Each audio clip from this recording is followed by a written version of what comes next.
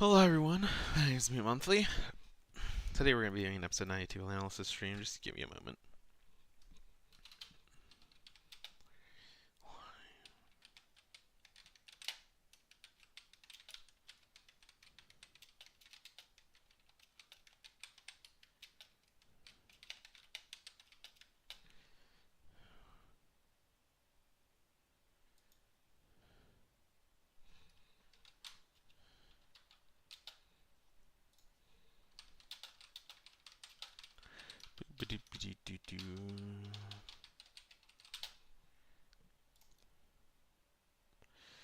Alright, and then we will go over here. Yeah, what's up guys? Um,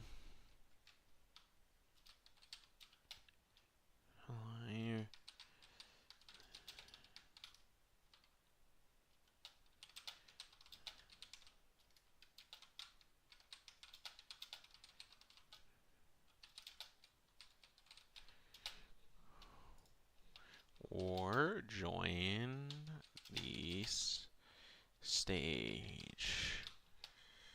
Copy link. Boom, boom, boom. Bam. Don't think we need to at everyone this time around. Let me just pull up the live chat here. Okay. Alright, alright, alright, alright, alright, alright. So, hello everyone. My name is Move Monthly, and yesterday, episode 92 aired. And I'm watching Hiei Down concert. Can you pick a better time, LMAO? Unfortunately, this is the only time I have available today. So, it is what it is. Today we're gonna be talking about Pokemon Horizons episode 92. I actually have the episode pulled up with subs right now, so I'm basically gonna be going through it, giving my thoughts on the episode as we watch it. As I watch it, you guys can pull up the episode and watch along if you want. But essentially, there's a lot of interesting stuff that came out of the character dynamics in this week's episode, more than I expected, and I actually wrote up a little bit of like a chart about like how the different characters are interacting with each other, because I really think that there's a lot of interesting character interactions that are going on right now. With that said, let's pull it up. Let's watch. All right, got Uruto in the train station.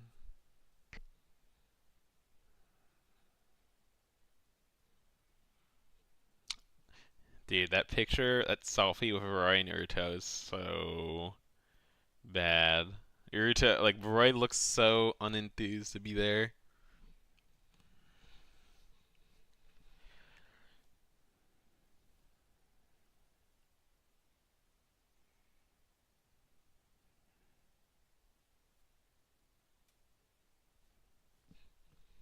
So they are in a area where Pokemon are acting normally. Okay.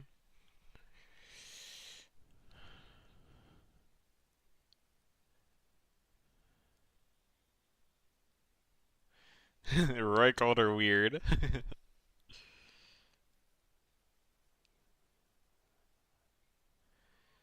Alright.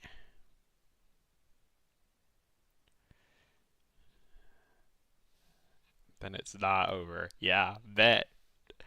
Yeah, I'm really excited to see what this.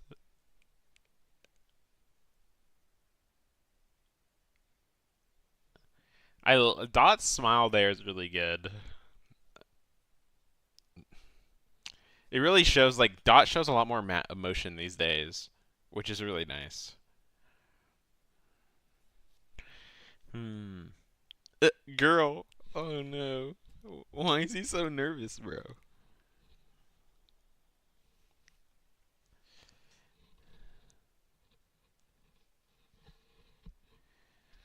Alright.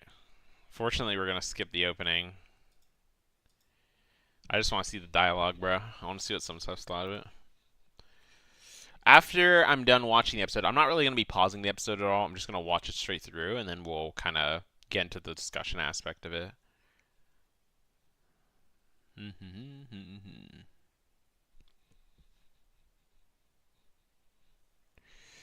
Oh, for stealing your. Well, bro, look, dude. You know how many times I've watched that opening over the past week? I've watched it like 100 times. I'm not even kidding. Like I watch it like 10 times a day minimum.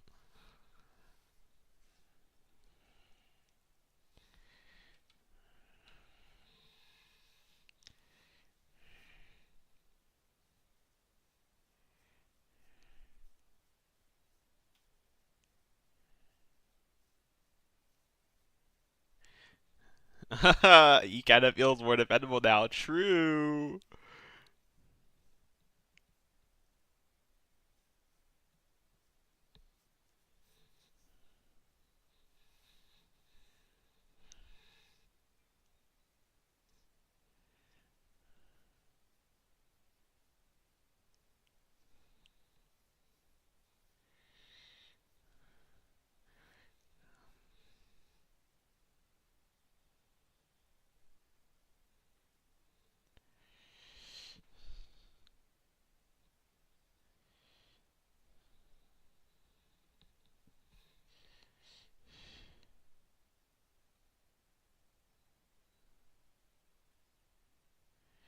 Yeah.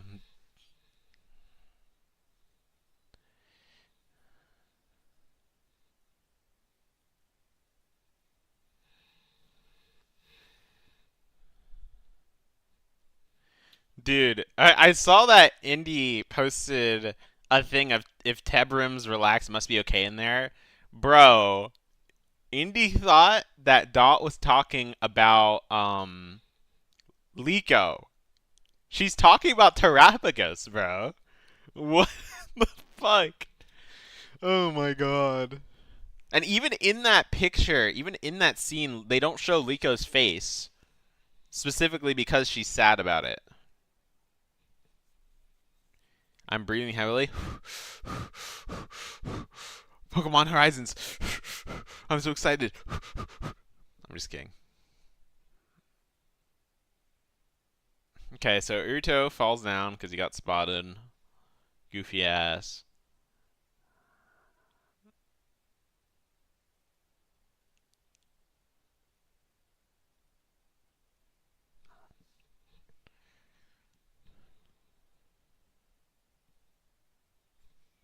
Hmm.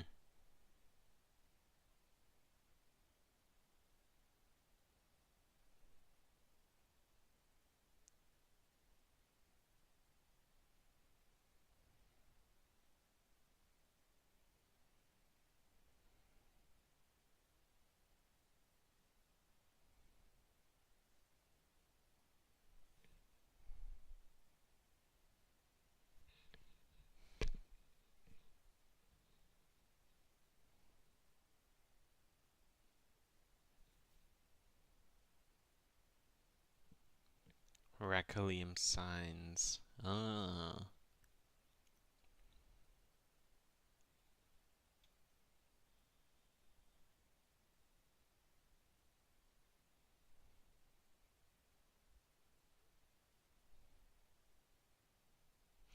Uh-oh. Uruto got found by the Steelix, the goofy ass.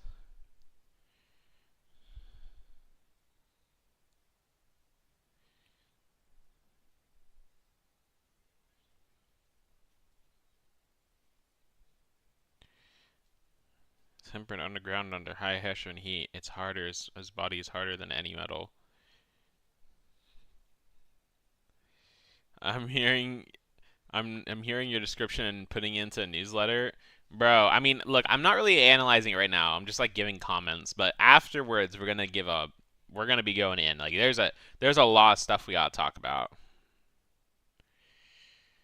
We just gotta finish watching the episode first.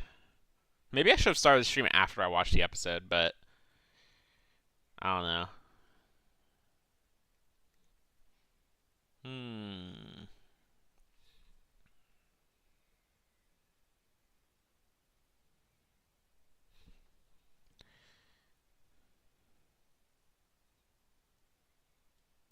To be honest, I kind of want to skip the battle part because I already know what happens.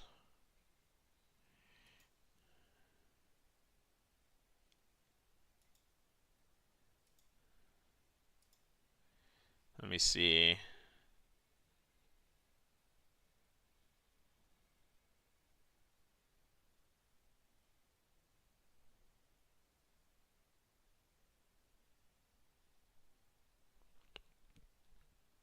Hmm.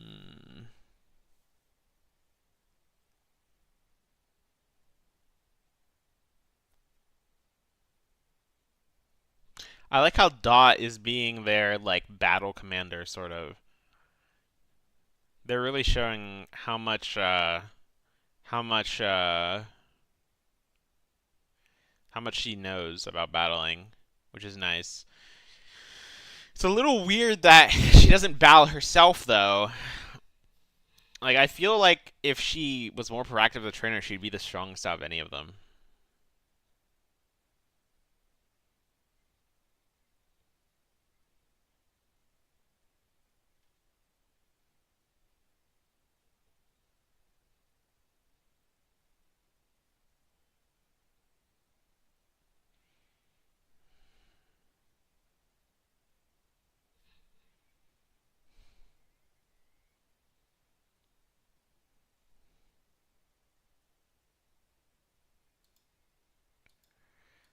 Alright, let's just move forward. I'm moving forward a little bit.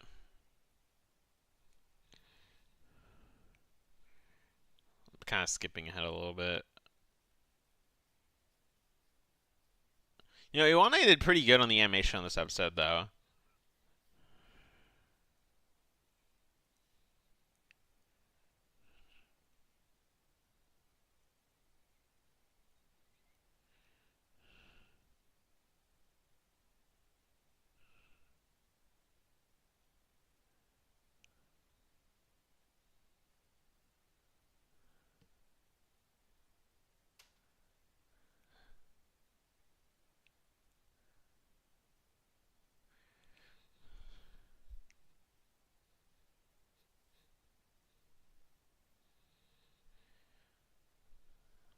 Hmm.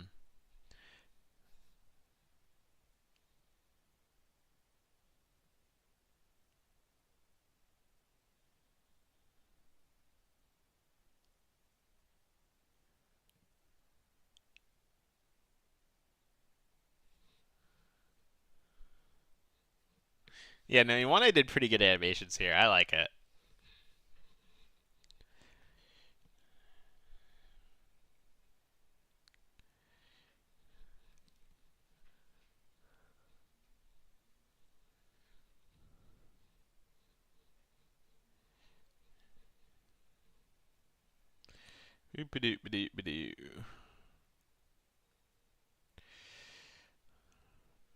Mega Sableye, nice. Hikaru Skande Kuro.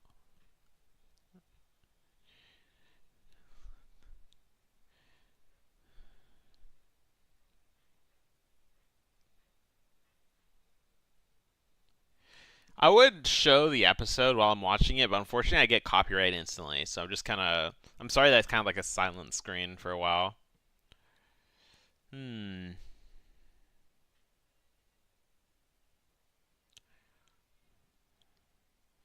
Metal Claw. Oh, yeah.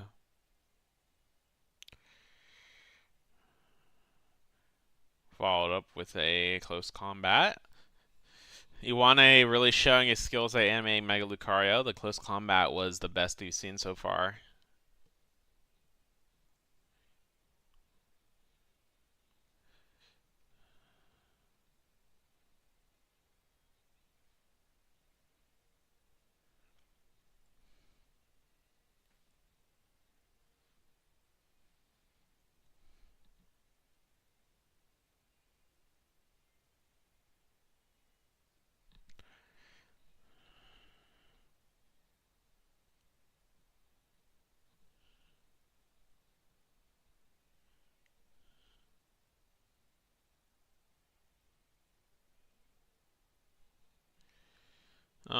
I'll give my opinion in a bit about Liko.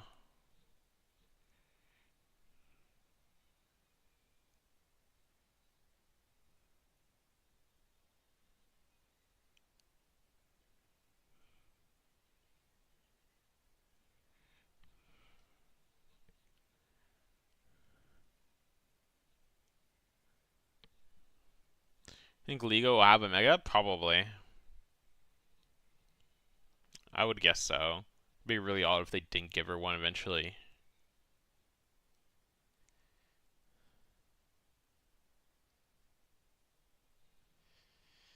Yo, what's up, Puggy Santu? Just finishing up the episode right now.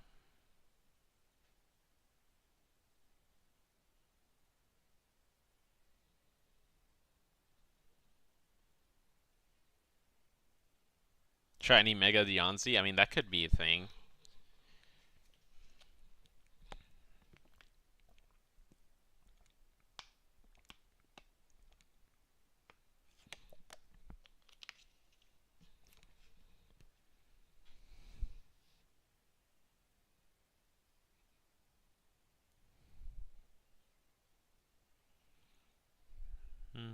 Alright, Liko going in.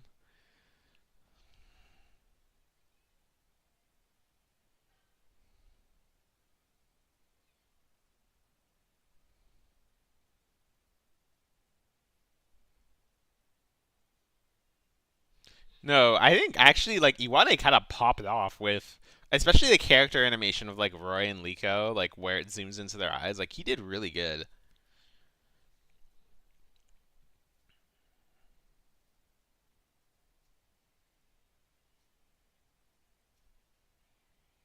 So Terapagos woke up finally, although I think it's been awake for a while. I'm a guess.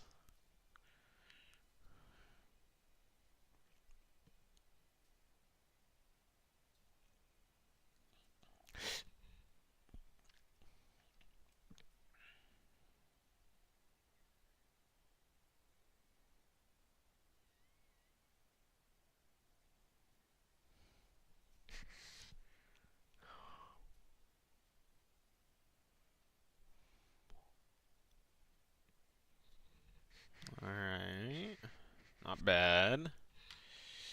Boop ba doop ba doop ba doop ba doop doop doop doop doop. The face reveal. I've already done a face reveal, man. Also, I don't have a webcam on this computer. I kind of need to get one. I bought an Apple Watch instead of a webcam. What a dumbass.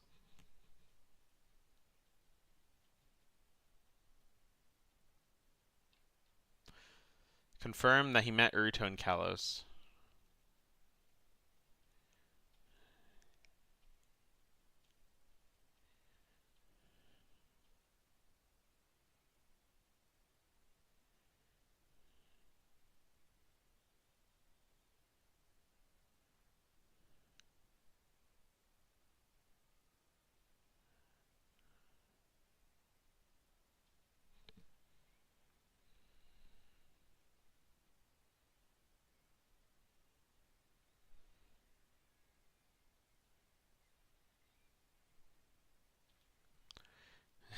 Because I tried to eat Terapagos.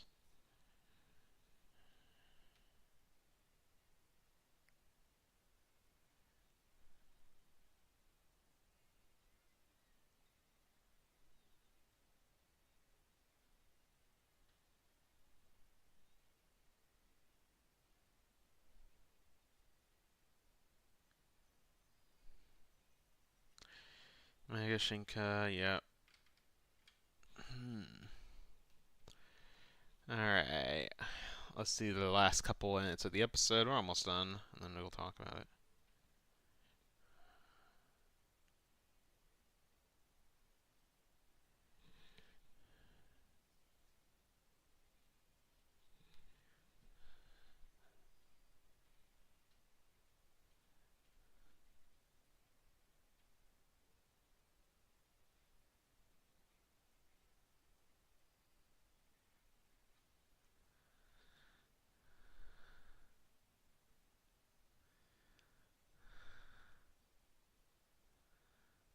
Hmm.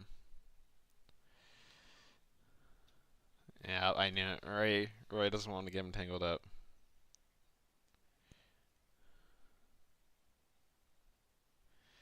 Alright. Okay. So Uruto got banned again, but kind of confirms that Roy doesn't want to get Uruto involved.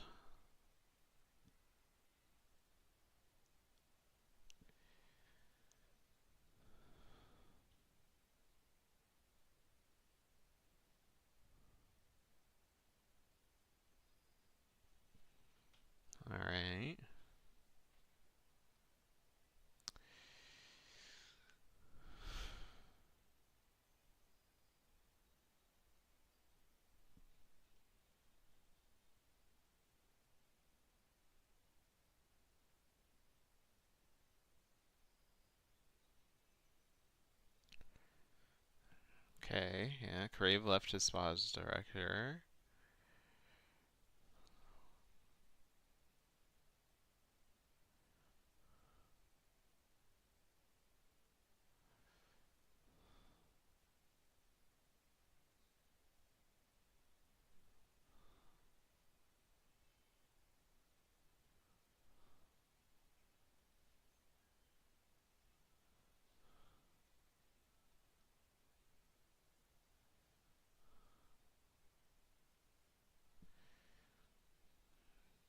It's a Zygarde cube. It looks like a cube, kinda.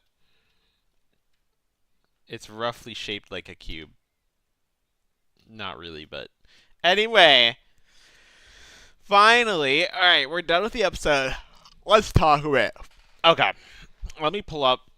Let me pull up Notepad, and we're gonna be switching over to that most likely. Give me a second. Notepad. Okay. We are now going to window capture, swap that over to Notepad. Boom. All right.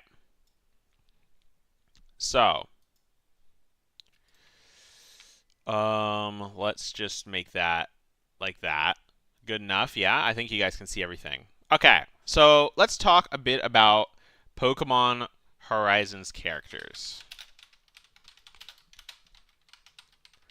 There's as Pokemon Horizons characters as of Mega Voltage set up by Daisato. So we have a lot to talk about here, okay? Because I think we finally have, with this episode, we finally have seen all of the inter-character dynamics as well as the characters' motivations and what they think of each other roughly, right? So it's finally time. Let's kind of get into this here. Let's kind of get into this. First off, we have Liko, right? She is a student at Sekiei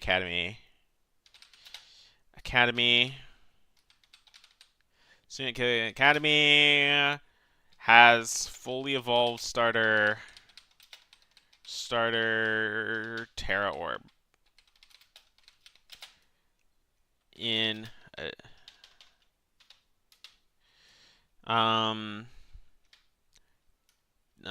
sad about Free dying and losing the first place she felt she belonged, the RVTs and Brave Asagi.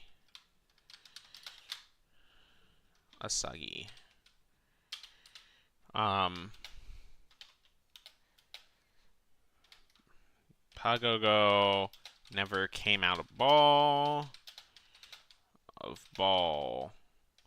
She lost confidence as a trainer.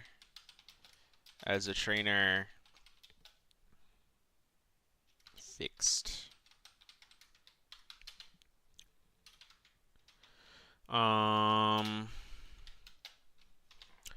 Thinks okay, what else? She wants to reclaim the truth of the RVTs via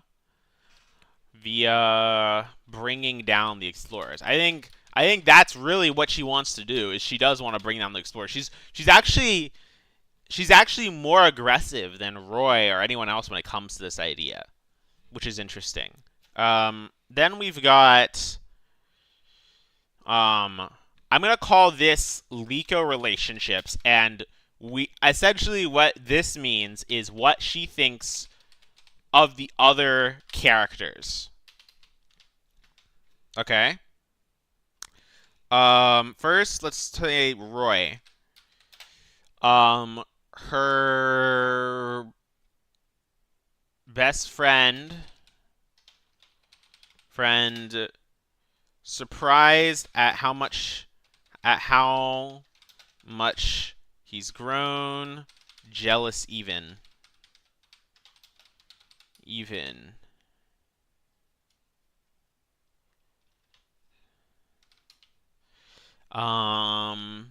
Thinks he's more dependable. He's more dependable.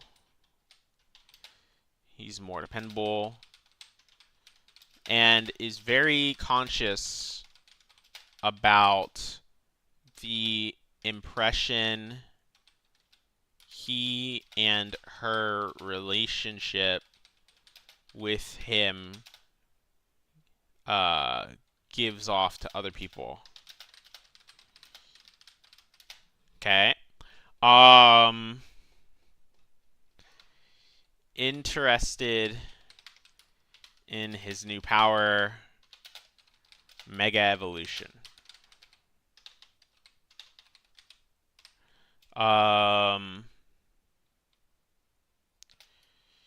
Thinks that only he and Dot can help her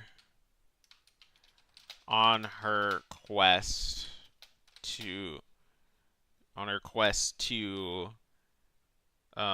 bring down the explorers. Let me see. Also grateful to him for showing her that she hasn't been left behind.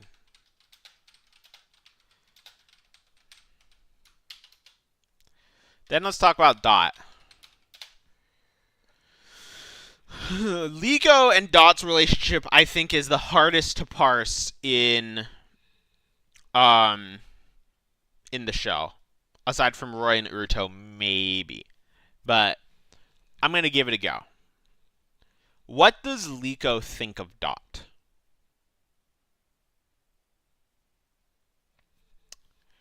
Originally, Liko helped Dot open up to the world.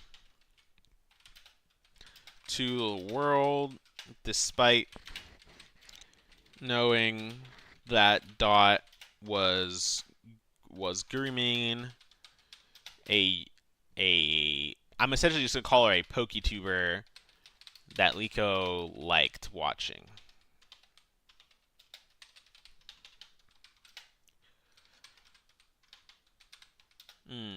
Dot relied on both Liko and Roy emotionally in year 1 in order to gain confidence in herself.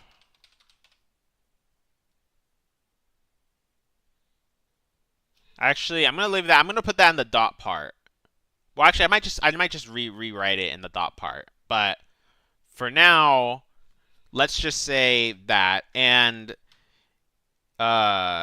eventually, the relationship between them shifted to that of comrades and equals. Actually, let me reword that. In year 2, Liko viewed Dot as a comrade and an equal. Let me actually say this. Actually, I actually want to put this here because I kind of forgot about it. Shut herself away for a year, due to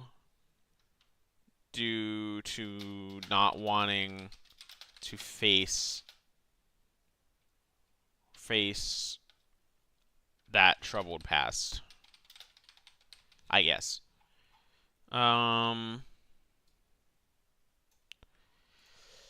Their relationship has seemingly shifted again. However. Now, Liko also views Dot as someone who has moved ahead of her.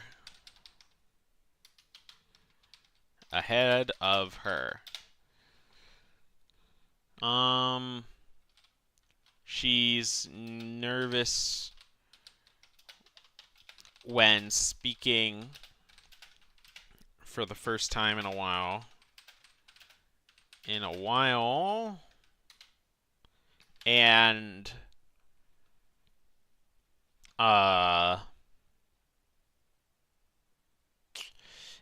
readily accepts Dot's orders during the battle.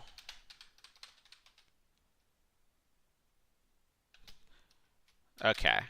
Now let's talk about Uruto. I mean, there's not really much to say, but for now,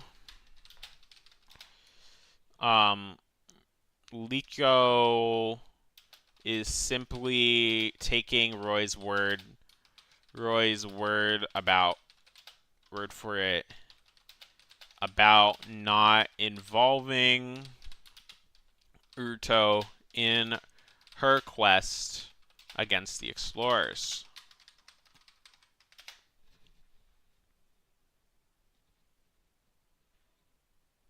Yeah, I'm just talking about in this episode. I know it's not necessarily like a different thing than what she was in the past, but it's just her current state of things. I don't think it really means much, but I just wanted to include it. Let me see here.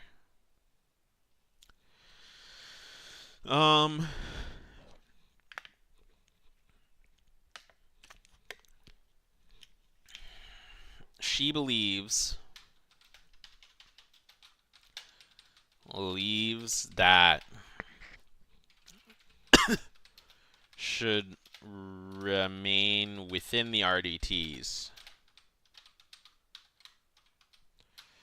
We'll kind of talk about that in a little bit, but for now, let's move on to Roy. I don't even think he's in school anymore, but Pokemon Adventurer.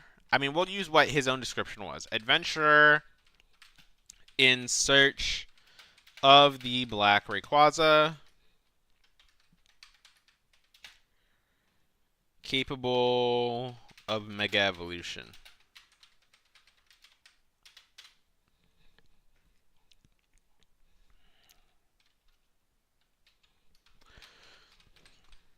Sports a jacket taken after Freed's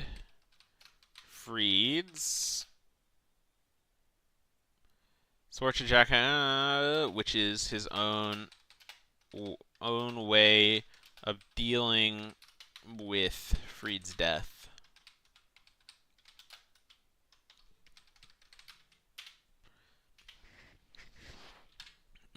Let's see here.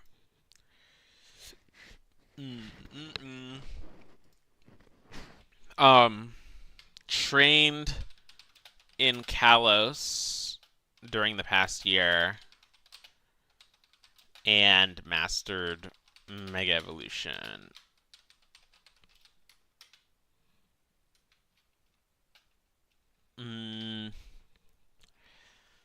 Let me see.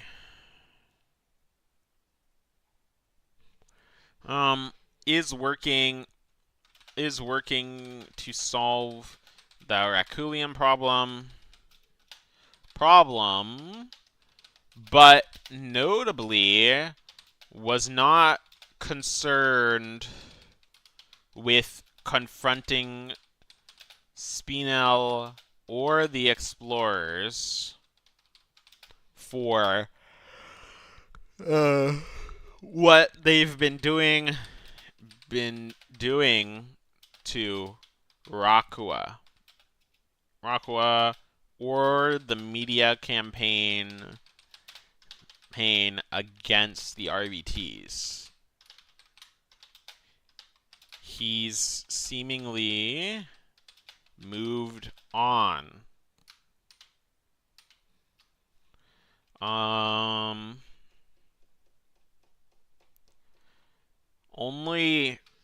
Only took up this particular goal because it was how Liko interpreted solving the problem with the Raculium. I think that's a really important distinction, that Roy himself doesn't seem to really care about the Explorers much at all anymore. The only reason he's even with Liko is because, well, one, he wanted to use Terapagos' power, but also he wanted to kind of bring her back, right? Like, obviously, I think he treasures Liko a lot, but in general, I don't think that Liko in particular, or Roy in particular, how do I put it? I don't think Roy really cares. He's moved on a lot since then. He doesn't really care about, like, the Ancient Adventurer, or I mean, he does he does remember that he promised Lucius to eradicate the Raculium, but he's still, like, not necessarily he's not necessarily chasing that story anymore, if that makes sense, which is interesting. So let's talk about Roy's relationships, right? Roy relationships. First is Liko.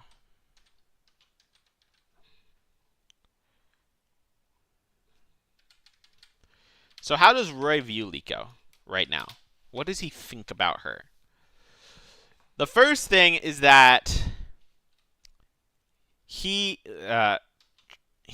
Roy treasures Liko as a special friend. He's done originally. He reached out to Liko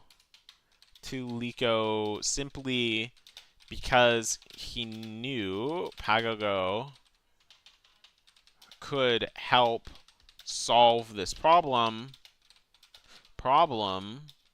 but even after learning that Pagogo was dormant, is Liko in love with Roy? No. No, she's not. Like, they're not in love, okay? That's not their relationship isn't something as simple as just a crush or whatever, right? Like, their relationship is a lot more, like, it's deeper than that, and it's more nuanced than that. And I'm gonna kind of keep talking about it as I write this out. But even after learning that Pagogo goes dormant, tried to help cheer her up, even with Anne's help, even Anne's help. Now, to be honest, however,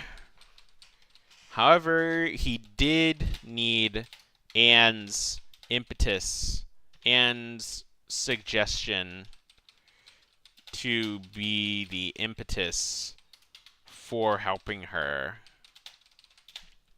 He didn't really know what to say when Liko started almost crying.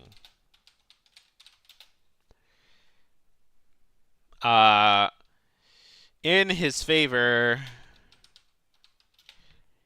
he still accepted Liko's help at the end of the school visit, despite her not having Terapagos' power.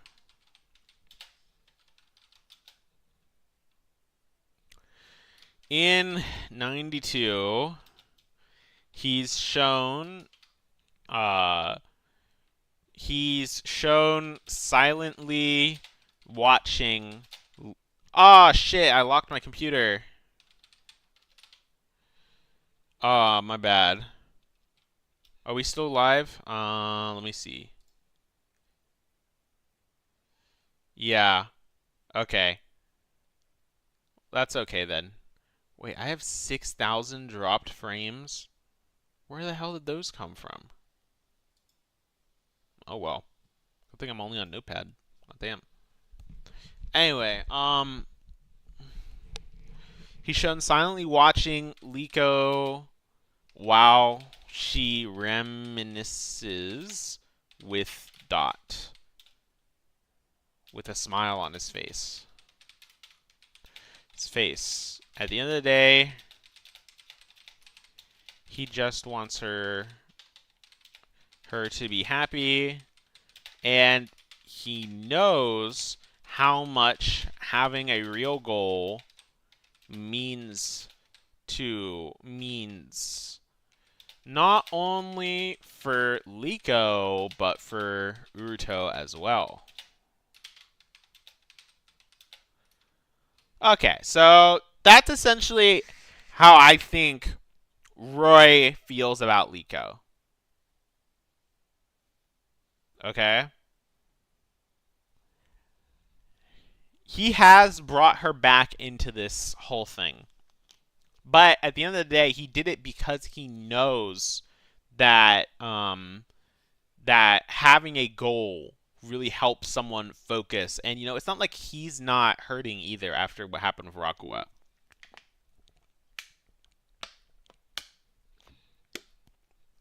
He's moved on from trying to do anything about it. But he still misses Freed. Of course he does. I really hope that they eventually do talk about Freed. But I'm not sure if we'll see that. Now let's talk about Dot.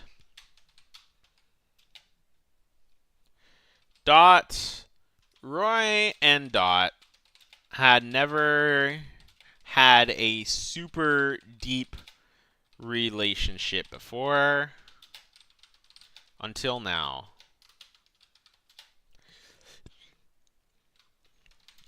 Dot was the first person. Roy was the first person. I really should put that in Dot's part, but I'm just gonna kind of was the first person Dot reached out to about the Raculium signs. It's not Liko and not even any of the adult members of the RVTs. Now, Roy is essentially acting as Dot's eyes and ears, not eyes and ears, but arms and legs. And is perfectly comfortable playing this role. To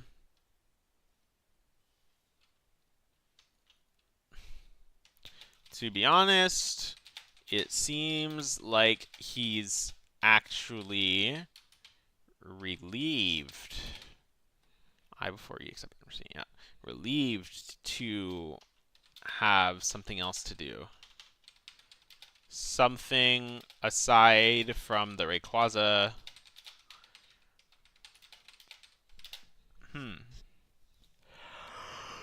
Yeah, their conversations, Roy's conversations with Roy's convos with Dot are almost business-like, in connotation. I think that's the most notable thing, is that Roy's conversations with Dot are a lot more like business-like in connotation nowadays. Of course, Roy commented on Dot's mom, but that was like after the phone call had ended. Um, I'm not really sure why, but like I don't think Dot smiled once when talking with Roy, which is very different from how she talks with Liko. Anyway, um, so then we talk about Uruto, right? And this is really the meat of the matter, right? Like, Roy and Uruto's relationship is honestly at the center of Megavoltage's whole thing. Let me just pull this up here.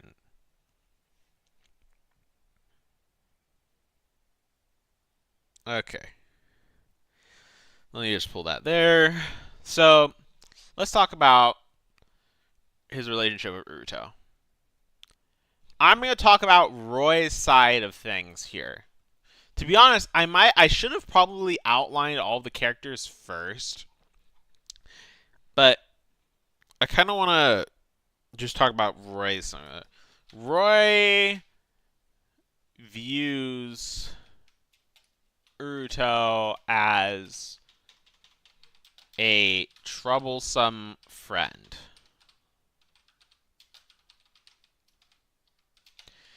He respects Uruto's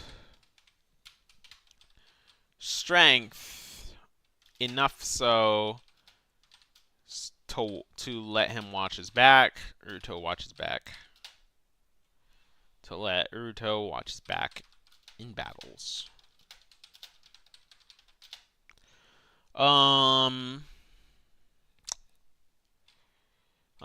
He also shares the same goal of they also share the same goal.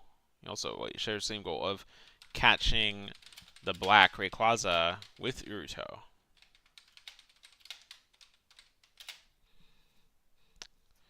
However,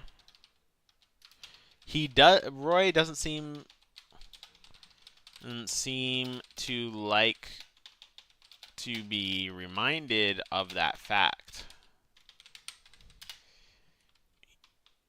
Roy brushes Uruto off constantly, despite knowing that Uruto desperately wants to be friends with him.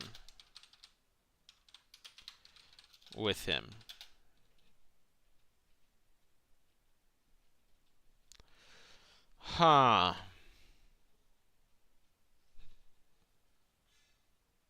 Roy.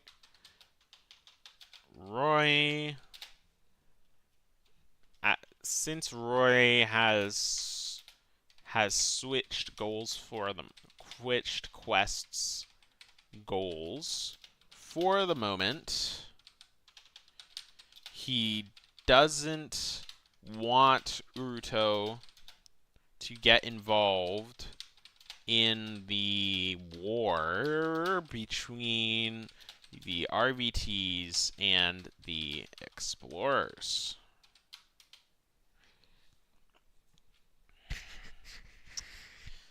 Now,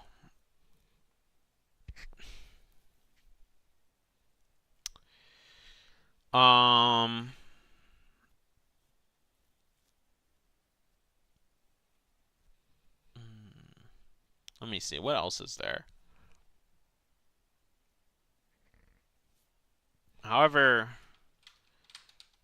Roy is proud of the training he's done, he's accomplished alongside Uruto, and happily displays that training to Liko, alongside introducing Uruto to her, placing his hand on Uruto's shoulder, like Uruto is his little brother.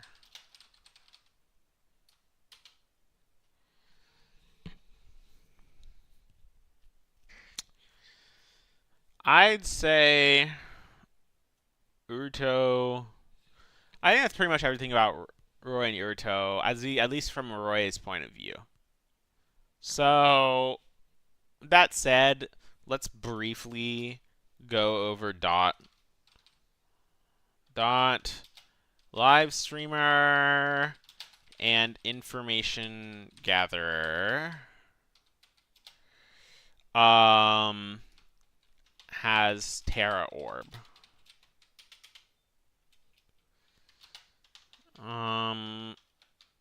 Continued her live streaming career after Rakua and moving back home. Now directs Liko and Roy to points of interest through gathering info. Is not directly battling anymore. I think the main Dot relationship I want to talk about is, of course, Liko, right? I think we've already kind of covered Roy's relationship.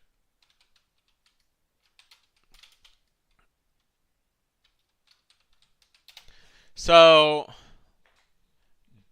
to be honest, I might be being a little hyperbolic at the risk of sounding hyperbolic. It truly seems like Liko is the reason Dot wakes up in the morning. Or something. Dot wakes up in the morning.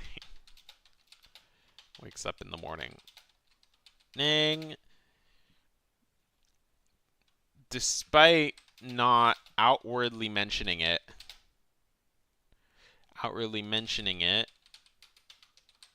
Dot is truly glad to be speaking with Liko again. Wearing a full-fledged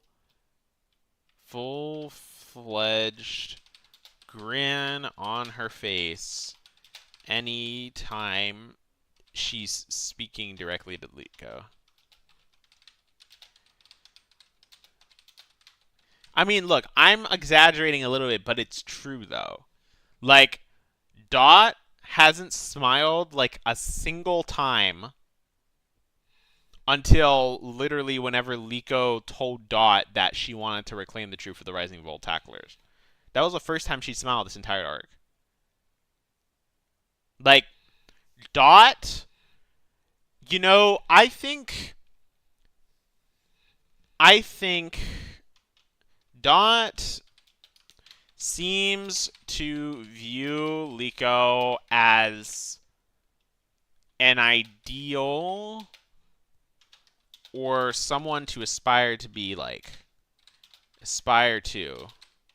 Liko was the one who originally took initiative, help Dot get outside.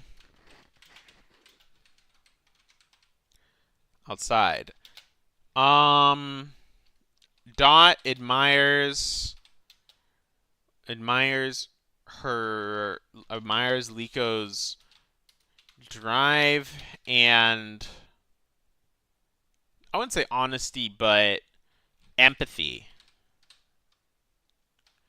Empathy, despite knowing that Liko isn't in the best headspace as of now.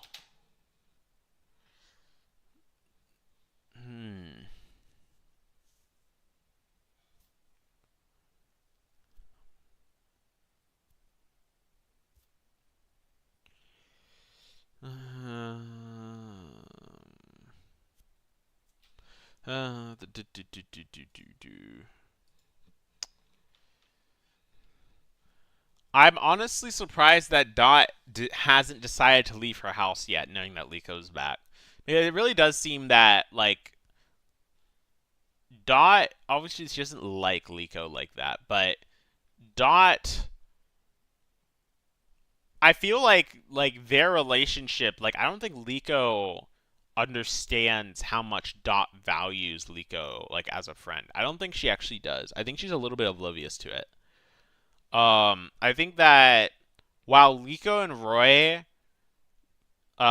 doesn't really rely on Liko that much anymore, but he definitely did before. But Liko and Roy have a very, like, equally sided relationship, and of course Dot accepts, like, of course Liko accepts Dot as a friend, as a very close friend and stuff, but you have to realize Liko wasn't even watching Gurumin or anything during the time she was at school, but during the time skip, she wasn't watching Gurumin at all. She wasn't talking with Dot at all, because Dot represented for Liko, and Gurumin in general represented for Liko a part of her past that she felt was closed off to her, right? But Dot seemingly has never stopped I guess thinking about her, right? Because even in their first conversation, you can see how nervous Liko is about talking to her for the first time in a while. But Dot is just genuinely so happy to talk to her again. I think, like, that's an interesting little disconnect, that Dot, more so than I think anyone else on the Rising Volt tacklers, except for maybe Murdoch, who's her family member, of course, like, Dot valued Liko the most. And that's interesting. I think, like, as I wrote here, I think that Dot's relationship with Liko, at least on Dot's end, is a lot deeper than people would think, or even what's outwardly expressed in the show. Liko is Gurumin's fan, sure, but, like, Liko doesn't even watch Gurumin anymore. Although I think that's going to change starting next episode. It's just what it is. Like, I really want to see Dot come out and join them. I think it's I think it's actually crazy. Like, I was going to talk about this a little bit, but I've talked about this. Maybe I talked about it last live stream. Maybe I talked about it on my Twitter space. But I really have to reiterate that it really does feel like Dot, specifically, is gay, almost sabotaged by the creative staff on the show, because they had no plans for her to play a bigger role in the ending of the show to begin with. And the fact that Dot is genuinely, like, one of the best characters in the show, period, and is getting sidelined like this is insane. Because, like, the same thing happens with Amethea. Like, I don't really know what it is with the creatives in this show, but they take all the best characters and then they barely ever give them any relevance. Like, Dot is here. It's not like she's not there. She's not helping, right? Like, she's there all the time, but why is she behind a phone screen? Why is she not there, man? Like, please. And they show Dot with them in the opening and the ending all the time, but, like, please, man, like, bring her back. Like, it's so, like, and it's so obvious why they're doing it, is because Dot was never popular. Like, no, Dot was super popular, but they never intended her to be as popular as she is. So they were forced to give her an equal role in the Terrestrial course in Rayquaza Rising, right? And even now they're not calling her a main character. They're so obsessed with not calling her a main character just because that's probably just what they told the shareholders, and they don't want to admit that that they changed their script or whatever. Like, it's so annoying. Like, just give her that main character role. Just let her be there. Like, it's not the end of the world, man. Anyway, that's Dot. I don't really think we have to talk about her relationship with Roy anymore. I mean, it's pretty clear cut, and also she doesn't have a relationship with Uruto aside from maybe thinking he's annoying. So next up, finally, is Uruto.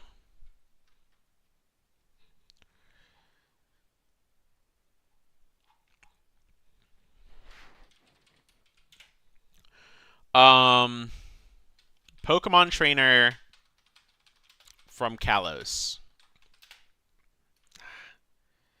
is capable Mega Evolution.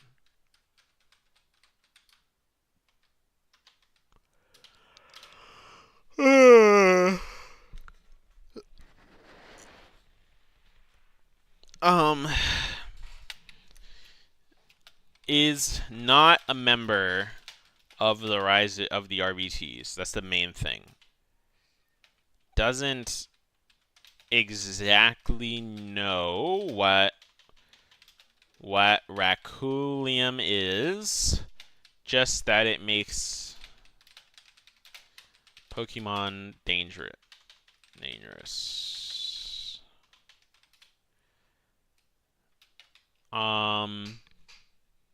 Trained with Roy in the Kalos region.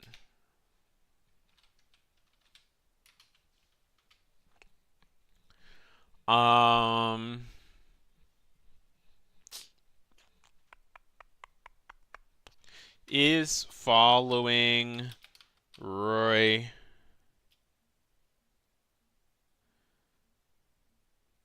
You mean Misaka Mikoto? Yeah, maybe.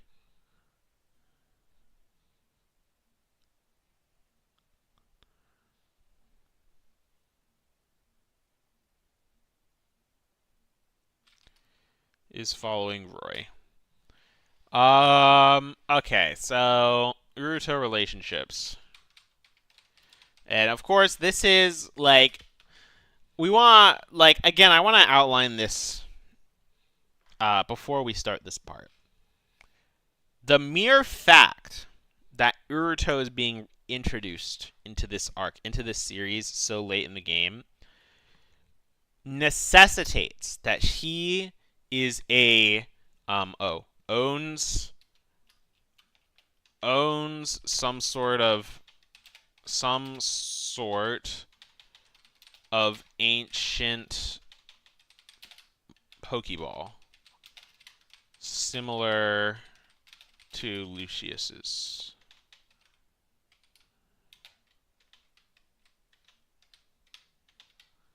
There we go.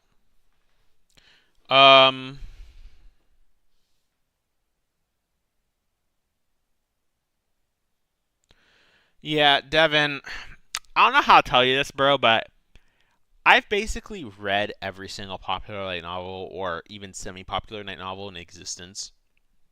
I have literally, in my Mega, thousands of read light novel volumes.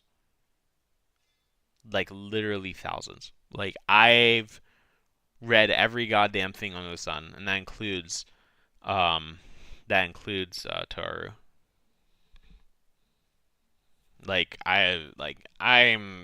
I'm cooked. I haven't actually read a lot of light novels in the past couple of years, so it's kind of I've kind of forgotten most of it, like when it comes to precise plots and stuff, but I've read damn near everything. And when it comes to anime, anime is the one medium where I actually haven't watched as much as I've read in manga or light novels. Mainly because, well, a lot of the anime that I would have watched already have light novel or manga versions. He's not confirmed to be from Kalos, but Roy met Uruto in Kalos, and also in the opening, he's shown in Kalos. That's where he is. He's in Lumia City. So Yeah, Bulbapedia states it's unknown because he hasn't actually said I'm from Kalos yet. But okay, just for Bulbapedia, shown in Lumiose in OP as well as meeting Roy there. Okay, there you go. There's your addendum. Like, it's the same. Like, he's obviously from Kalos. Like, what the fuck? Like, do we really need to have that conversation? But yeah. Um. Yeah, no, reading for me is way faster. Like, I can read one light novel volume in like a day or two, depending on how long it is. Um, but an anime season, like, I don't have time to sit there for 6 hours watching a TV show. It's way easier for me to download all the light novels on my phone and then just pick them up and read them whenever I have time to. Anyway, Uruto relationships. The main one we need to talk about is Roy. Roy. Uruto clearly looks up to Roy a great deal.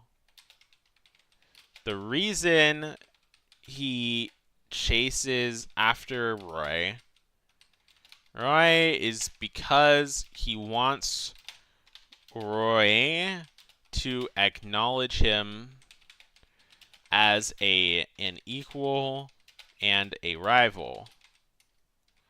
But most importantly,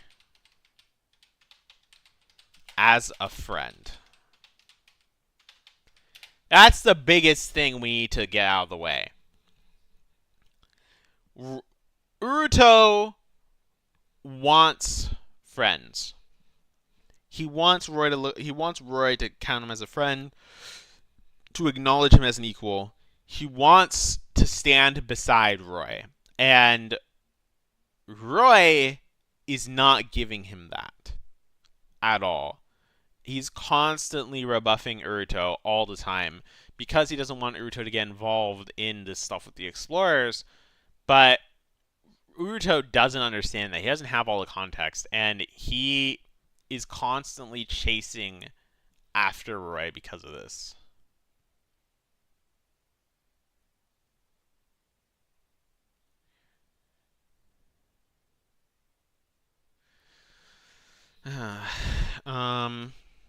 Uruto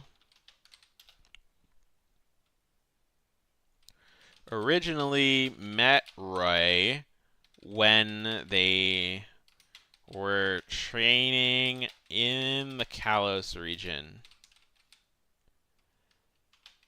At some point, he and Roy talked about their past, and Uruto now knows that they share the same goal, the Black Rayquaza.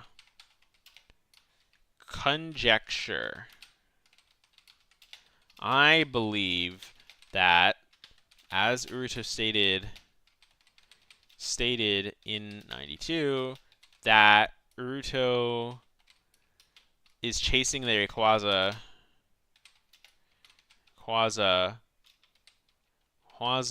because it's such a lofty goal. The goal. Kinda like pre-time skipped Roy, but not exactly. Skip, but not pre-time skipped Roy, but not exactly.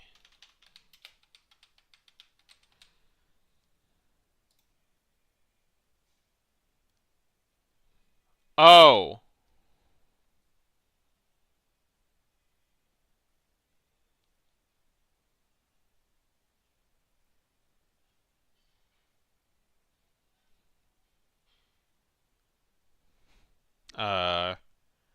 Can you guys hear me? Can you guys hear me, actually? Let me see.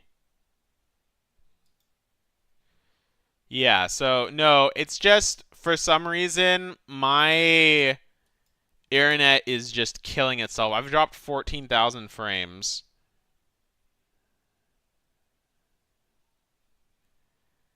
Okay. Not exactly. Roy wanted to get their Rayquaza because of that old story. That old story, regardless of how hard it is.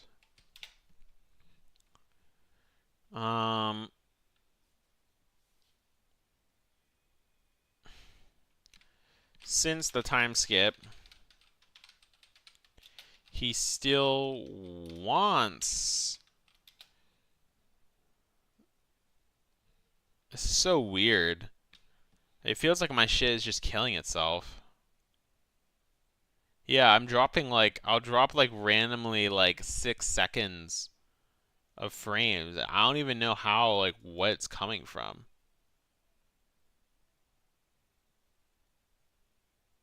Is my Steam downloading stuff? Like, what's going on?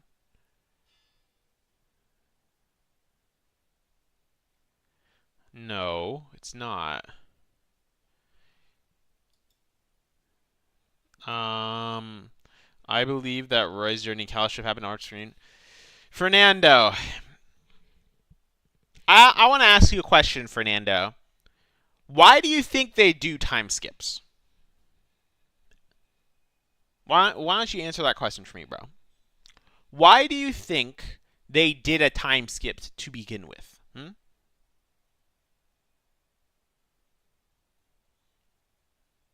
Like, you really have to think about it for a bit. Why do you think they did a time skip? We'll pause this whole character analysis for a little bit. Why do you think they did a time skip? I want to see your answer, and then I'll tell you the reason why.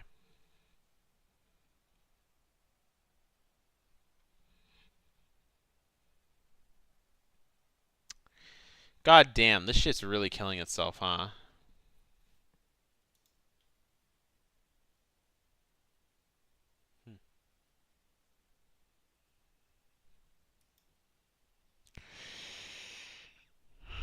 Yeah, but I want Fernando to answer that. And I'll give you a reason why after, like why they really did it.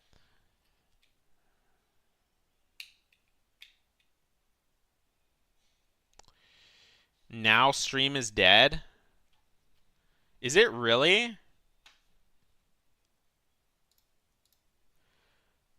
Oh, wow. Oh, is it because it's on a notepad? What?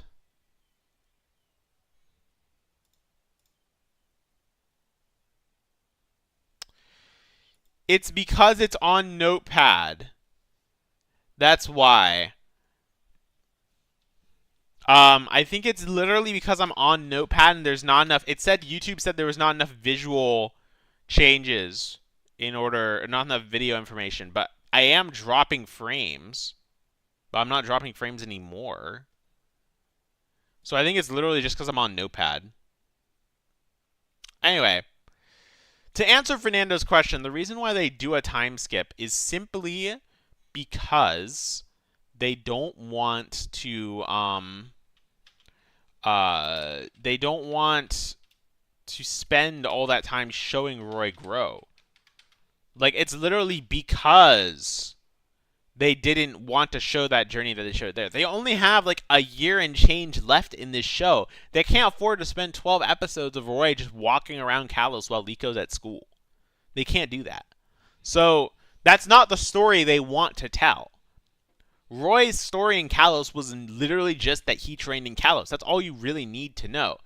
Like, just because Ash's journey was so dragged out, every single little aspect of personal growth he had was on screen, that doesn't mean that that's the correct way to tell a story.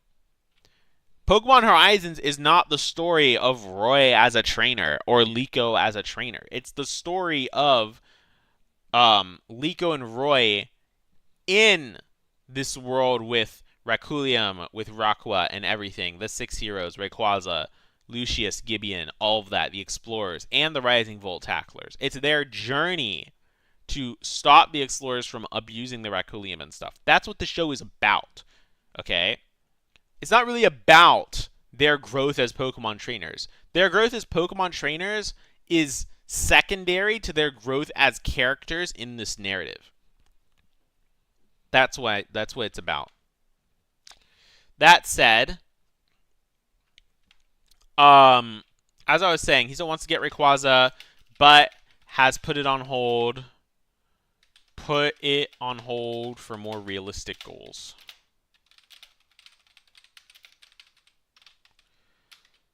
Okay, so no matter how many times Roy brushes Uruto off, Uruto continues to chase after Roy, seeking his approval and trust. Liko. Uruto seems to be nervous around Liko. It's hard to tell whether he's just shy in general or shy because Liko is a girl. To be determined. That's pretty much it. I mean, we already did a thing with Dot, so yeah, that's pretty much all the character relationships. Like,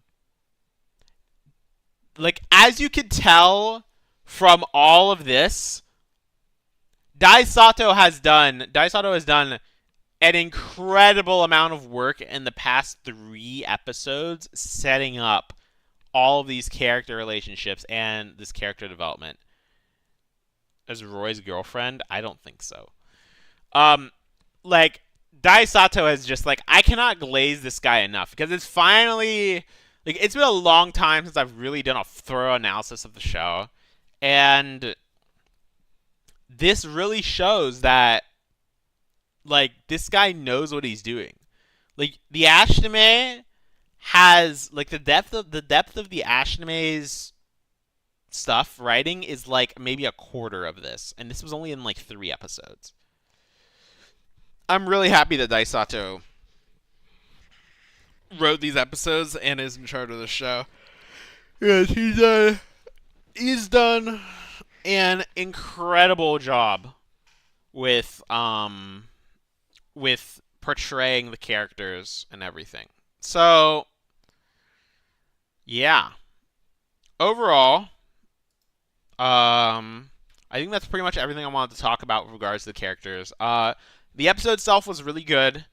Animation was good. It was a really good introduction of Liko to Uruto and Mega Evolution, as well as building on the theme of the Raculium signs and Dot and Roy and Liko chasing whatever Spinel is doing. In addition to that, of course, we got the stuff with the explorers at the end.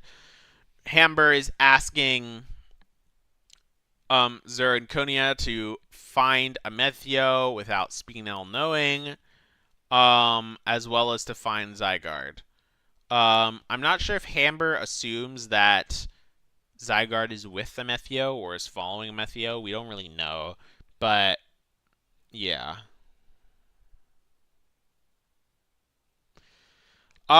It seems that they're already kind of moving on from that, because now, like, look, they have Terapagos, right? Terapagos, like the thing is that Dot, at the end of the episode, realized that the Raculium signs were apparently showing up everywhere. Like, there's people in pretty much all regions are reporting Raculium incidents. And Dot is wondering about this whole thing of Dot is wondering about, why are they showing up in so many regions. So at this point, I don't think they can really chase after the Raculium signs anymore. I don't think it's really possible. They like there's too many everywhere. Like they can't possibly look at them all. In addition to that, we already know that next episode they're going to where the Litten girl is because the Black Rayquaza was sighted there, not a Raccoolium Pokemon. Any Poke needs a battle layer though? No, it fucking doesn't. And that's the problem. Is that you see all of this character development, and all you want is Pokemon World Championships, battle against all the gym leaders that I like with reserves and everything. That's all I want. You see them actually writing a goddamn show and an actual story. And all you want is your flashy battle boom boom explosion. That's it. You're a toddler, bro. I'm so sick of this, is that every single time we get an actual fucking story in this show, people hate it.